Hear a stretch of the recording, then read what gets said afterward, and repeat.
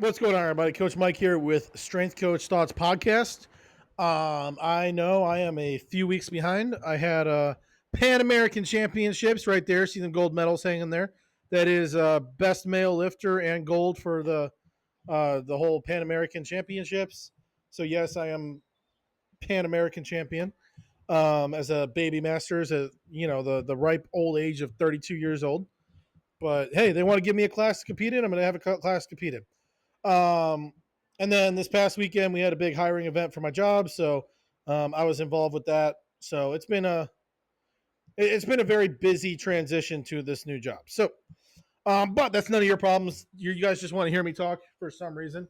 I don't know. You guys keep coming back. You guys keep liking this video, which keep liking the video. Subscribe to the channel if you're new, and comment down below your thoughts on this week's episode. And before we get started, though, if you like these headbands I wear, they're called Vertical Athletics headbands. They are active cooling headbands. So as they get wet, you wring them out, shake them around, and they cool down. They actively cool down. So it's like those ice packs you buy they're all squishy and you smash it and then they cool off. That's what this does. So if you like them, make sure you click the link in the description below and use code Coach Mike at checkout for 15% off your order. I do believe they're running a Memorial Day sale as well right now, so it's a good time to check them out. And before we get started, as always, cheers. This is the Hawaiian Punch C4.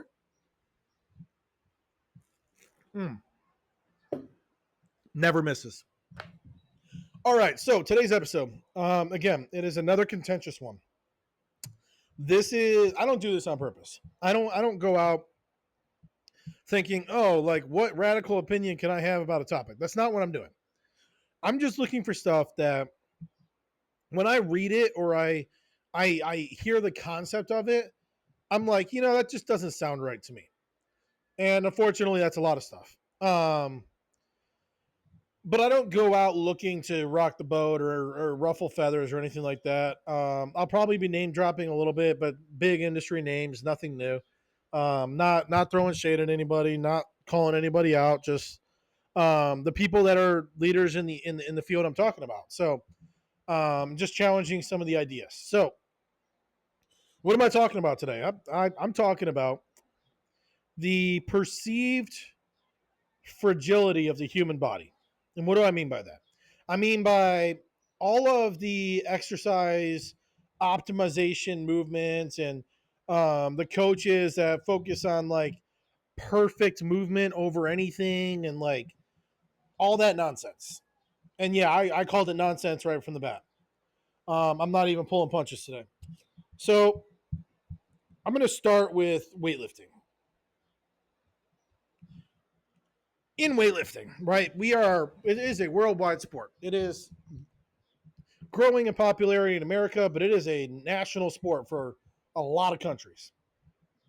All that to say, we have plenty of techniques to look at. Okay, we have plenty of examples of just about everything that we're going to see so far. We have Lasha, we have Carlos Nassar, we have a lot of women on the women's side that have varying techniques. We have, if you look back in the history of weightlifting, just a wide assortment of techniques. Klokov, Puros Demas, John North, Donnie Schenkel. Like we have techniques all over the place, right? And there's a lot of argument about what the optimal or right technique is, and it's a when you boil it down, it's kind of a bullshit argument. It's a nonsensical argument, and that's going to be the whole theme of this. Is like TLDR. There is no one right technique for anybody. Like for everybody, there's no one size fits all, and that's weightlifting, squatting, anything that we do, human movement. There is no one size fits all. Okay. Prime example that I'm talking about, and this is the main one I'm focusing on. Of there is no one size fits all, is the straight back argument for everything we do. Now, with me saying that, there is a difference between a neutral spine and a straight back. Okay. Now, I don't know if when I hear coaches talk and they say straight back or neutral spine, I don't know if they're trying to say the same thing. But when I hear neutral spine, I'm going to start with neutral spine because neutral spine is correct. Our spine has a natural curvature to it, right? Lordotic, kyphotic. It curves in at the top, curves down, back around. Okay, that is a natural curve. When we say neutral spine, we are talking about the natural position of the spine. Okay, that is a correct cue. When we say straight back, that is an incorrect cue because now we are taking that natural curvature of the spine, and I've seen people hands on people's backs trying to force their spine straight because they have that little hump in their shoulders. Guess what? That little hump in the shoulders is the natural curvature of the spine. If you are forcing that into, would that be extension, hyperextension? If you're forcing that into that, you're creating more back issues than you're solving. Now, prime example, look at powerlifting. Okay. Watch a super heavy deadlift. Watch a really good deadlifter deadlift. It almost looks like they're hunched over. And some of them might be, but their backs are neutral. Their backs are definitely not straight. Clean and jerk and snatch and all that stuff is a little different because people are shifting body weight around, which is making positions look different. But we still have a natural curve or natural back position, not necessarily a straight back position. Once you force the spine straight, you are creating a I don't know, you're creating a bad environment for the spine. And I want to talk about where this comes from, right? So the straight back, the whole back scare, right? And I'm just focusing on the back right now. I will get to other things here after the back. But with the back, right? We had Stuart McGill, and like I'm not throwing shade at Stuart McGill. I think he did a lot for the industry and a lot of good research. Um, However, that being said, we the research has been kind of used to scare people in the wrong ways. Where a lot of the research looked at animal carcasses, pig carcasses mostly, and it was dissect the pig carcass, pull the spine out, and using the spine and say, look how fragile the spine is, or using those anatomy skeletons and like little hanging skeletons in anatomy class, using those and saying, look at these vertebrae, look at the facets on the vertebrae, like look at how all this works. It's so fragile. Look at the discs; they're soft and squishy. Like they could herniate so easily. Like, and once they herniate, like there's no going back. Which we know now, herniations can reabsorb themselves. Like we know that now. Which that's not to throw shade at older generations that didn't know that. It's just a progress of science. But with new information, it should be new guidance, and that's what I'm getting at. Is the we've had new information about spinal health and back health, but the guidance hasn't caught up. We're still preaching the straight back. Make sure your back straight, back straight, back straight. Like again, the straight back is not the issue. There's a lot of benefit in Jefferson curls and the sideways squats where the bar's standing up and you bend over and you rotate. Like people are doing those no problem and their backs are fine. Their backs are probably healthier too, to be honest. There's a lot of benefit of like rounding your back, flexing, extending, cat cow. Those are yoga poses, but that is 100% flexing and extending your lower back, which is like a lot of the back movement gurus are like, that's the worst thing you could possibly do. Under load, granted, it is under load, but like I've heard some coaches say that your back should never ever flex and extend like that. It's got to always stay neutral, or you're gonna herniate a disc or something. It's like, guys, back to the topic at hand. Our bodies are not that fragile. Our bodies are. I was a paramedic for 5 years, right? Our bodies are ultra resilient, like more resilient than you can imagine.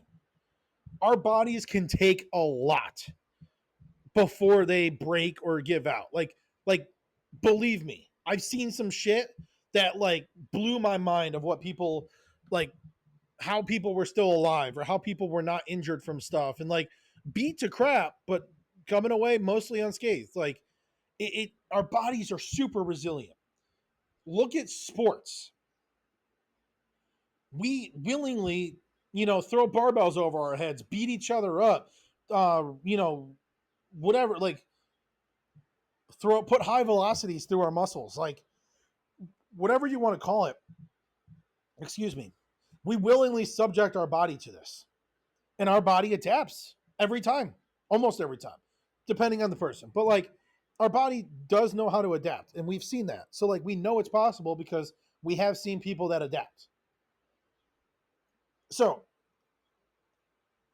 what I think is missing, and maybe this was discussed at some point, but I mean, most of the literature, most of the PTs, let's be honest, most of the physical therapists that I've listened to talk about the back are of the Stuart McGill says the back can never extend or flex, or definitely not rotate. We never want to rotate. Back has to be straight at all times because look how fragile it is. I don't know if I'm misquoting that, but that's what I've heard a lot of physical therapists scare their patients with. And the reason that's never sat well with me, and even before I knew what I was talking about, is our back has some of the biggest muscles in our body. Our lats, our glutes, right? Those are two of the biggest muscles in our body. Not to mention the hamstring group that supports the hips somewhat, our quad group, which supports the hips somewhat. But we have a ton of our major musculature of our body. Our whole 360 core is dedicated to protecting our spine. So our abdominals, our obliques, our erectors, like all of that is mostly meant to protect the spine, to create pressure in our abdominal to be able to brace the spine correctly. We have, with all of those muscles, we have innervation. We have a ton of innervation from the nerves into those muscles, in from the spine and to the spine.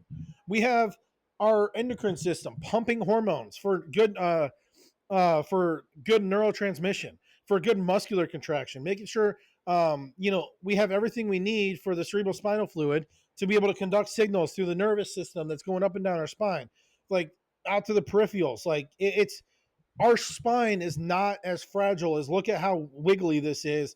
Like this is why we need to protect it. No, our bodies are good. Our bodies have our spine protected.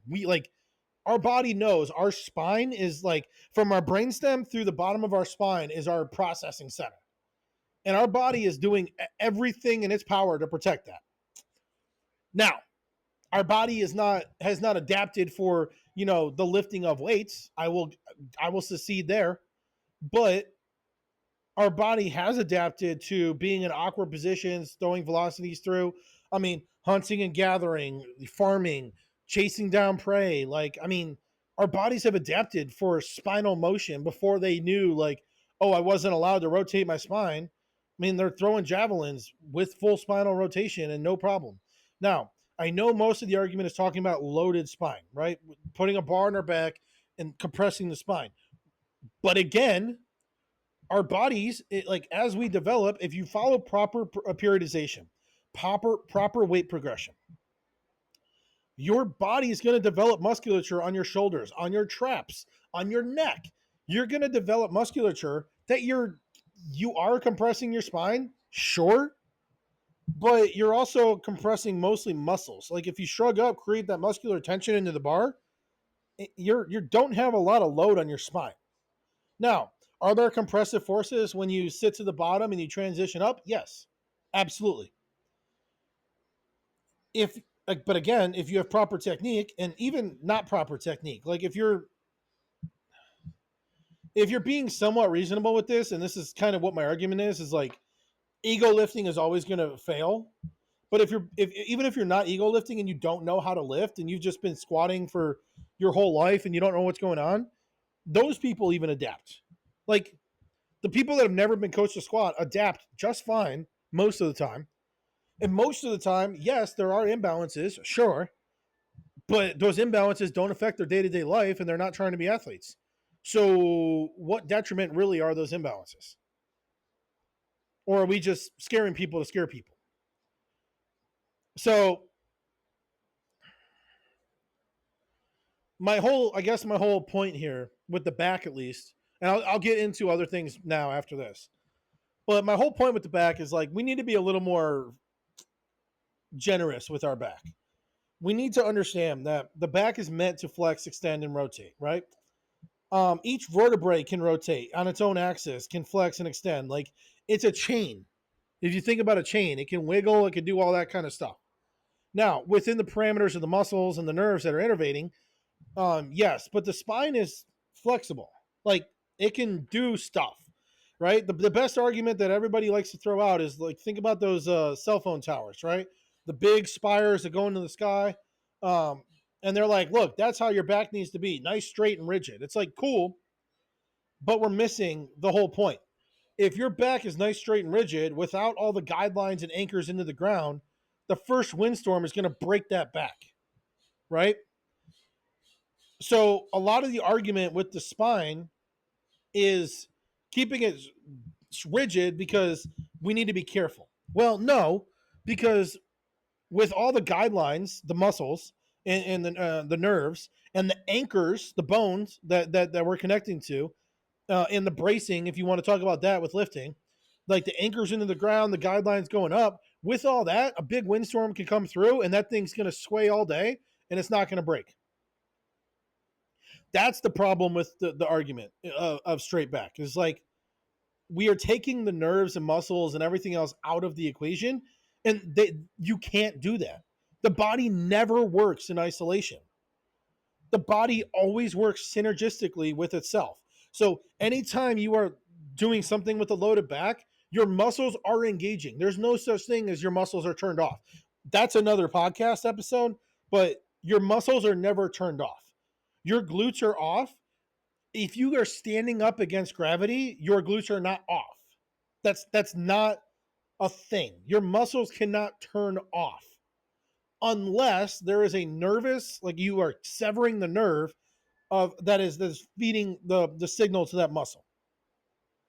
So if you're paralyzed, the muscles are off. Yes. If you are not paralyzed, your muscles are not off. That's a whole nother episode I'll get into. But the whole your glutes are turned off is no. If you are standing up and walking, your glutes are not turned off. You don't need to do 20 glute bridges to turn your glutes on. That's not how the body works. Again, our bodies are smarter than that. Our bodies are more resilient than that. So, one more example. Weightlifting specifically, right? So in America, as a strength coach, I've been a strength coach for 11, 12 years, whatever it's been now. Knee valgus is the absolute worst thing that a human can ever do in the world, right? As soon as you see that knee slightly twitch in, you better fix it, or they're going to tear their ACL, right? No, like that is what is taught. I mean, CSCS, like all the ACSM. I just took NASM stuff, like all the certifications. There is a whole section testing knee valgus. Cool. So I understand physiology is different country to country and all that kind of stuff. Sure. However, knee valgus can be a tool if you know how to use it. I know the world just exploded behind me. So what I'm saying here, all jokes aside, what I'm saying, if you look at other countries, let's look at Taiwan, Korea, China. Trying to think of who else. There's some American powerlifters I know that use this, but staying with weightlifting, those are the countries I could think of off the top of my head. A lot of their female, specifically lifters, use knee valgus as a way to increase torque in the hip. So what I mean by that is they'll get to the bottom of a snatch, a squat, a clean, whatever, and they're pushing their knees in and circling around to create torque in the hip to help the hips, or torque in the femur, uh, in the hip there, to help the hips rise up in the movement. They don't have ACL issues. Like you look into the injury stats that are reported, they don't have ACL issues. It's not a thing. Yeah. Now, yes, a lot of those countries are starting them off younger and they're developing them that way. But what's that to say we can't do that here? Case in point, though, I know an American powerlifter who is a female who squatted with knees out over toes, knees never buckled. If the knees buckle, blah, blah, blah, blah, blah, super wide stance, power lifter again on the squat, and, hit a plateau. No big deal. They hit a plateau, everything's good. So what was the fix? Exactly what I'm talking about was the fix. Her coach worked with her to learn how to rotate the knees into valgus and rotate back out to create torque in the hip. And she started breaking more records. No ACL issues, no hip issues, like nothing. That I'm not even saying movement gurus now. I'm saying the whole exercise science community sees. And I'm not arguing ACL injuries don't happen with knee valgus. It's not my argument at all. However, my argument is the same as a lineman who doesn't squat to depth.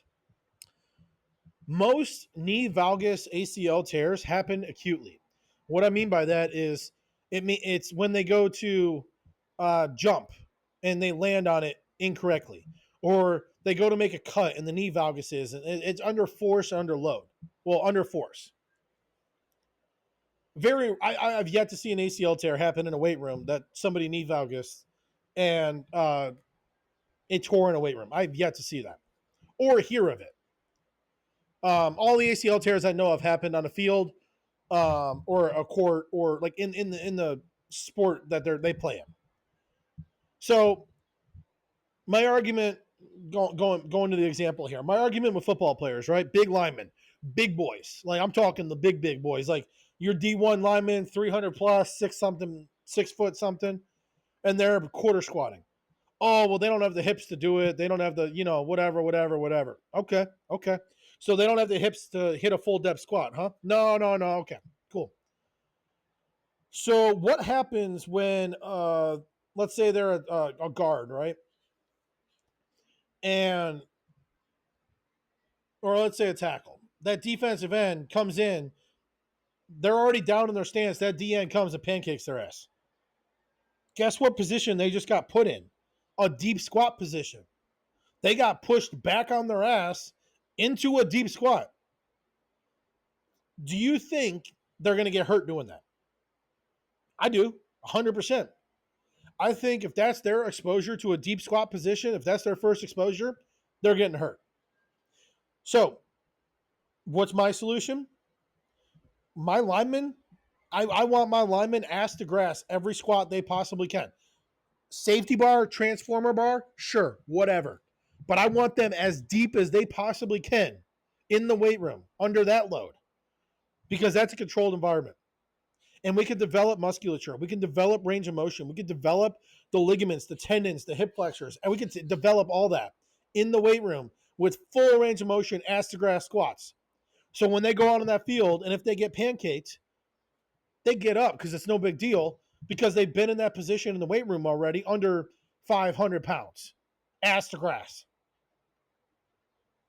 That is how you fix movement, like the movement gurus and all that shit. Oh, I don't want them putting any weight on the bar until they have perfect technique. What the fuck are you doing? There is what is perfect technique? Oh, you want to be able to take a picture and put it in a textbook? No, because textbooks fucking suck. Some of the textbook pictures I've seen are the worst technique I've ever seen. So, what are we doing as strength and conditioning coaches? Are we focused on? Hold on. Let me. Before I'm getting ahead here, I'm getting way ahead. So, that whole football argument, right? Let's go back to that knee. So let's go back to the female knee valgus, right, with the ACL tears. So let's say they're playing lacrosse, and they go to make a cut, and their knee buckles in. Are they going to tear their ACL? There's a high chance, yeah. That's usually when ACL tears happen.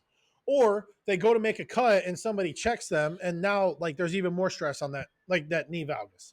That's usually when the ACL tears will happen. Now, I'm not saying in the weight room I want them all squatting with knee valgus. But if we're doing some, rear foot elevated or Bulgarian split squats, I might have their knee go inside their big toe for a minute for a couple reps. I'm not going to I'm not forcing them there, but I'm also not going to control it out because it's a similar argument. Now, I'm not forcing it. I'm definitely not forcing it. I don't want to, turn their toe in and have them push the knee out and do anything weird. I'm not forcing the movement, but I'm also not necessarily correcting it unless it's going to be a big deal.